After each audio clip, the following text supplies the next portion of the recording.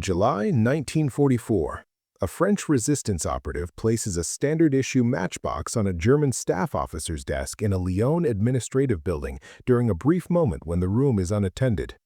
The matchbox measures 50 millimeters by 35 millimeters by 15 millimeters, identical in dimensions and appearance to commercially available French match containers. It weighs approximately 45 grams, slightly heavier than a matchbox containing matches, but not noticeably so during casual handling. Inside the cardboard exterior, concealed beneath a thin layer of actual matches glued to the inner tray, sits a delay-action detonator connected to 12 grams of plastic explosive. The delay mechanism uses a glass vial containing corrosive acid positioned above a thin wire restraining the firing pin. When the operative placed the matchbox, he crushed a small capsule in the base, releasing the acid to begin eating through the wire. The wire will part in approximately 2 hours. The officer returns to his desk, works for 90 minutes, picks up the matchbox to light a cigarette, and sets it down again. 30 minutes later, the wire dissolves completely. The firing pin releases, strikes the detonator, and 12 grams of explosive detonate with sufficient force to kill anyone within 2 meters and severely wound anyone within 5 meters. The officer dies instantly. The blast is attributed initially to a grenade attack. No assailant is identified, no resistance operative is captured. The weapon that killed him was the Delay matchbox bomb, one of several dozen explosive devices disguised as everyday objects and distributed to resistance networks across occupied Europe by the British Special Operations Executive between 1942 and 1945. Resistance movements in occupied territories faced an assassination and sabotage problem that was tactical and security-related. Conventional explosive devices required direct placement by operatives who had to be physically present during or immediately before detonation, creating exposure to detection and capture. Timed mechanical fuses allowed delay but were bulky and recognizable as military equipment if discovered during searches. What resistance operations required were explosive devices that appeared to be harmless everyday objects that could be placed hours before detonation without requiring the operative's continued presence, that used delay mechanisms simple enough to be activated without specialized training, and that were small enough to be carried concealed without arousing suspicion. Standard time pencils used mechanical clockwork that was relatively bulky and produced audible ticking. Chemical delays using acid to dissolve restraining wires offered silent operation and compact size, but required careful handling to prevent premature activation. Development of disguised explosive devices occurred at multiple SOE research facilities, including Station IX at Welwyn and Station XII near Aston House, beginning in 1940 and continuing throughout the war. The matchbox bomb represented one successful implementation of chemical delay technology in a plausibly innocuous container. The device consisted of a standard cardboard matchbox with the striker strip intact and functional. The interior tray held approximately 12 actual matches glued to the upper surface, allowing the matchbox to function normally if someone attempted to light a match from it, an important detail that maintained the disguise under casual inspection. Beneath the match layer, accessed by removing the tray completely, sat the explosive charge and delay mechanism. The explosive was typically Nobel 808 or PE, plastic explosives that could be molded to fit the available space. 12 grams was the maximum that could be concealed within the matchbox dimensions while leaving room for the delay mechanism. The delay mechanism occupied the lower section of the matchbox. A small glass ampule containing cupric chloride solution was positioned directly above a thin steel wire, typically 0.2 millimeters in diameter. The wire served as a mechanical restraint, preventing a spring-loaded firing pin from striking a standard number 27 detonator pressed into the plastic explosive. When activated, the operative would crush a separate initiation capsule that released the acid. Gravity caused the acid to contact the wire. Corrosion began immediately. The time required for the wire to part depended on wire thickness, acid concentration, and temperature. Standard delays ranged from 30 minutes to 24 hours.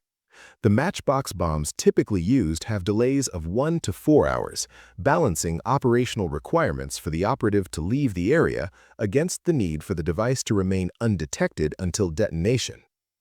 Activation required minimal action. The operative would squeeze the matchbox base, crushing the acid capsule inside. This created a slight deformation of the cardboard that was not visible externally. Once activated, the device could not be deactivated safely without specialized knowledge and tools. The operative would place the matchbox in the target location, ideally positioned to maximize blast effect against the intended victim or equipment. The device's appearance as a common matchbox meant it aroused no suspicion if observed. Someone picking up the matchbox and using it to light a cigarette would not disturb the mechanism unless they removed the entire tray and examined the interior, which normal use did not require.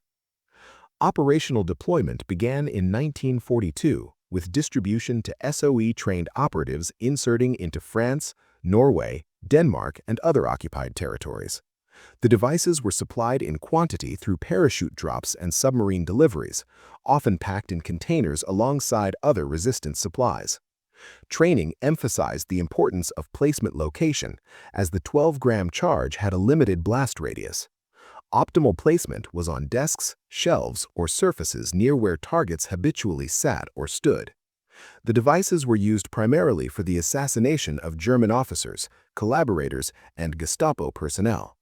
Secondary use included sabotage of equipment by placing devices near sensitive machinery or ammunition stores, where the small explosive charge could initiate larger secondary explosions.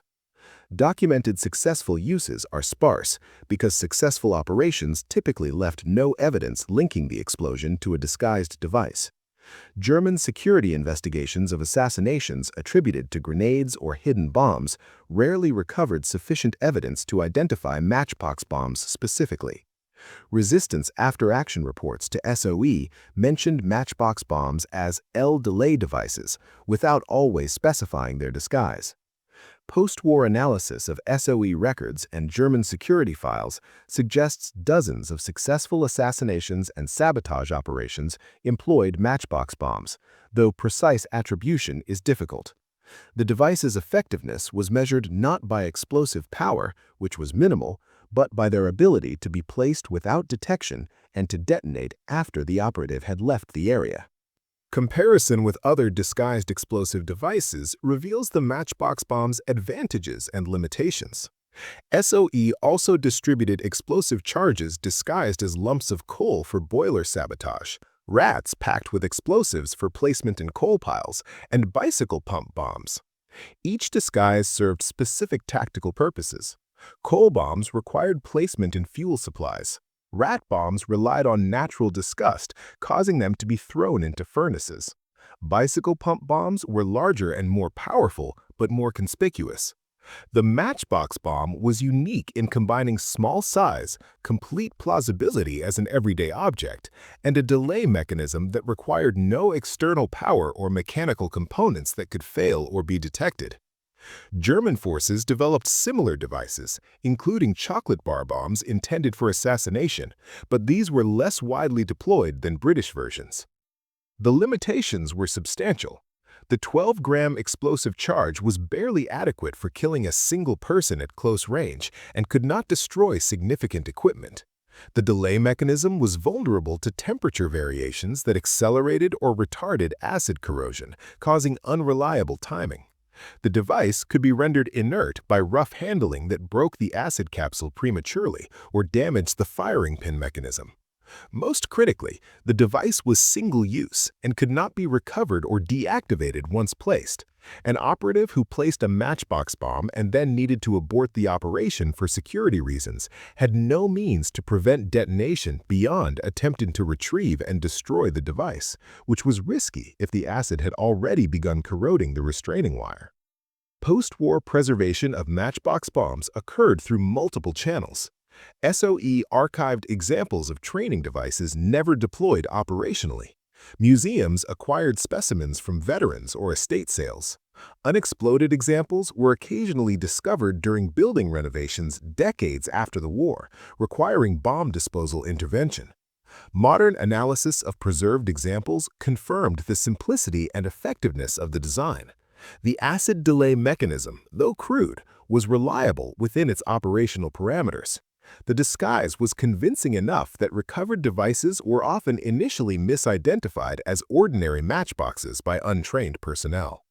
The German staff officer who died in Lyon in July 1944 was one of perhaps 50 to 100 German personnel killed by disguised explosive devices during the war, a number small in absolute terms, but significant for the psychological effect on occupation forces and the demonstration that resistance operations could reach targets in supposedly secure locations. The matchbox that sat on his desk for 2 hours appeared completely innocuous. Had he examined it closely, removed the tray, and inspected the interior, he would have discovered the explosive and survived. He did not examine it because it appeared to be exactly what it was designed to appear to be, a matchbox. The weapon that killed him existed in the space between appearance and reality, exploiting the human tendency to trust familiar objects and not to examine closely what appears ordinary, a principle of deception that remains central to covert operations and that was refined during World War II through devices like the explosive matchbox that was actually a time bomb.